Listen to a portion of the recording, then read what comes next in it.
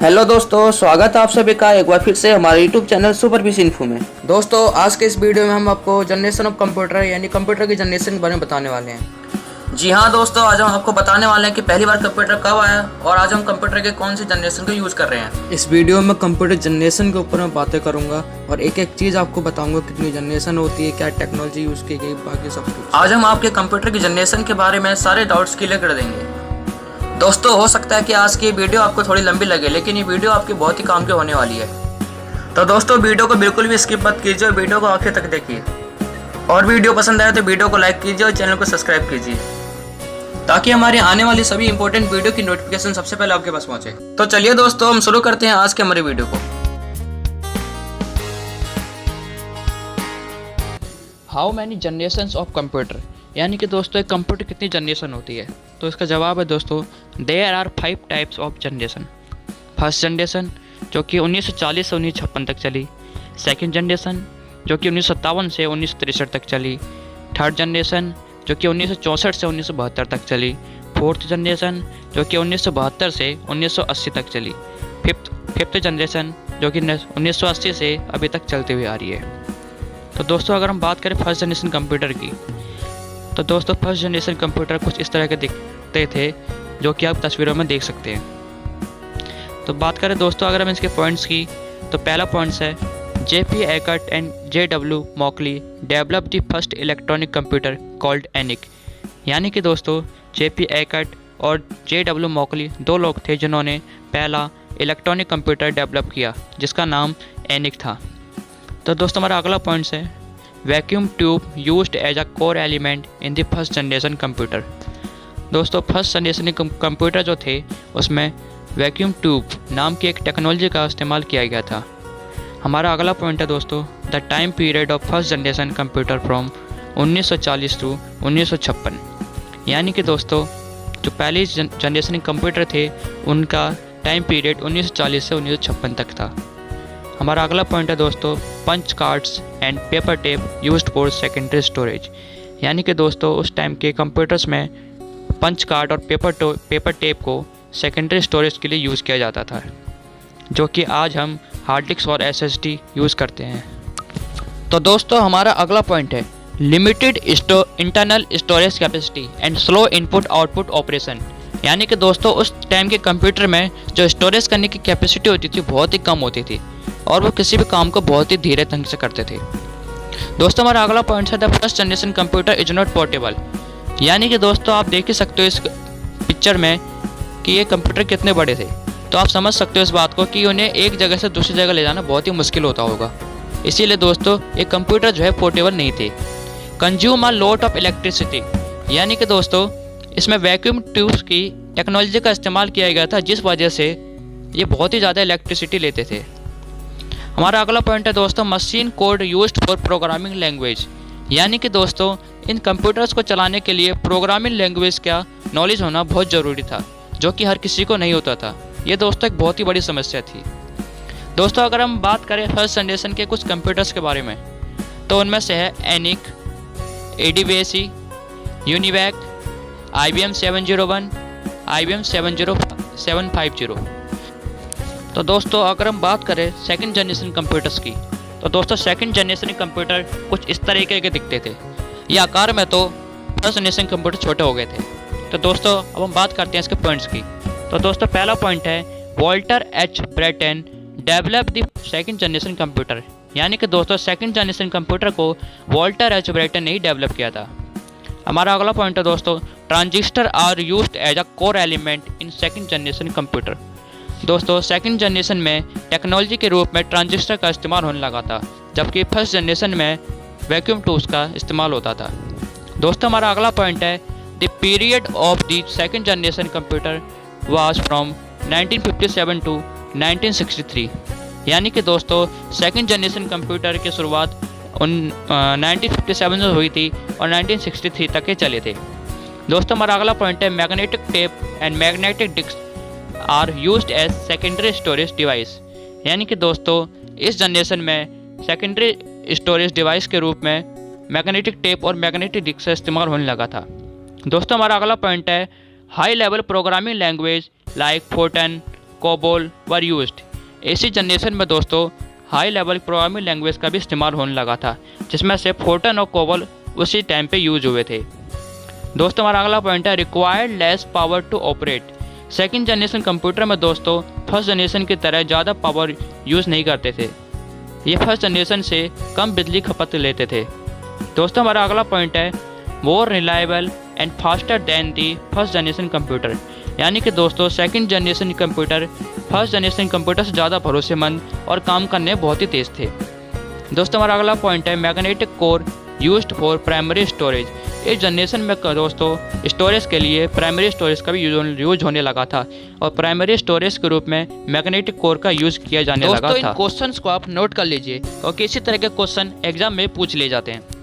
तो दोस्तों बात करें हम सेकंड जनरेशन के कुछ कंप्यूटर्स की, तो इनके नाम है दोस्तों IBM 1620, IBM 7094, CDC 1604, CDC 3600, UNIVAC 1108। तो दोस्तों बढ़ते हैं अपने अगले कंप्यूटर यानी कि थर्ड जनरेशन कंप्यूटर की तरफ। दोस्तों थर्ड जनरेशन कंप्यूटर कुछ इस तरीके के दिखते थे। हो सकता है कि शायद आप लोगों ने भी इनमें से किसी ने देखा हो।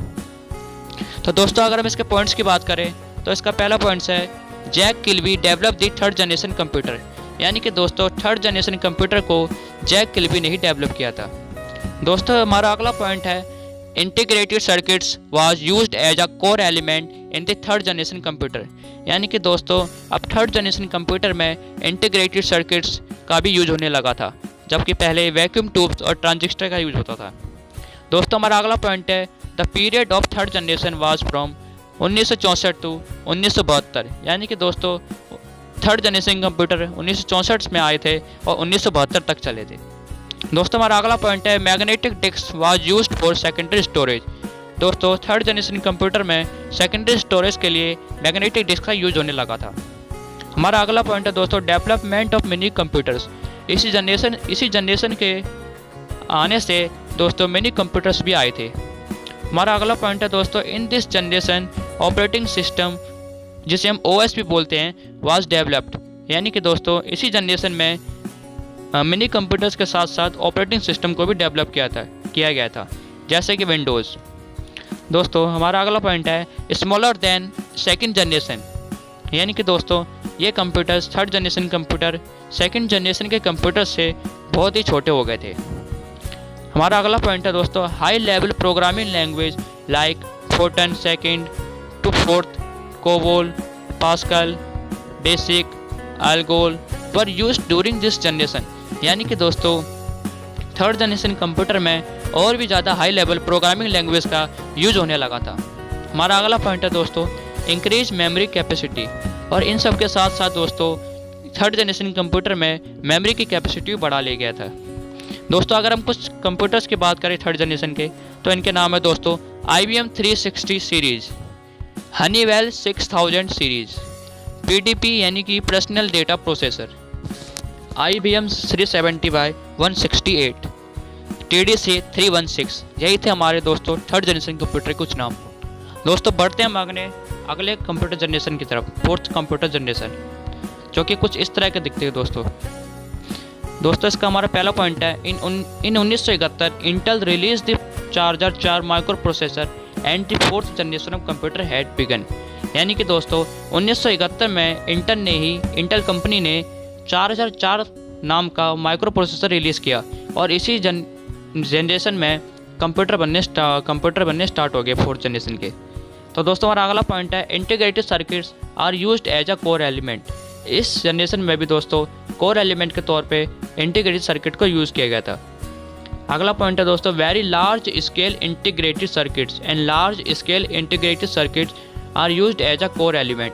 इसमें दोस्तों वेरी लार्ज वाले इंटीग्रेटेड सर्किट्स को यूज़ किया गया था और लार्ज वाले इंटीग्रेटेड सर्किट को भी यूज़ किया गया था, जिसको हम शॉर्ट फॉर्म में VLSICS और LSICS भी बोल सकते हैं।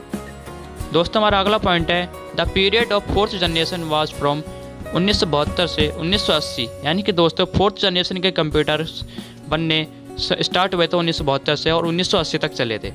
दोस्तों हमारा अगला पॉइंट है semiconductor are used as a primary storage. दोस्तों अब इस जनरेशन कंप्यूटर में फोर्थ जनरेशन कंप्यूटर में स्टोरेज के लिए सेमीकंडक्टर का यूज होने लगा था।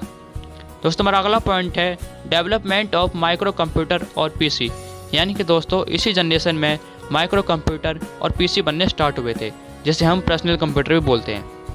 इन this generation micro processor used, इसी जनरेशन में पीसी के साथ साथ माइक्रो प्रोसेसर बनने भी चालू हुए थे। दोस्तों हमारा अगला पॉइंट है high level language like C, C plus plus, DB, AS, etc were used in this generation.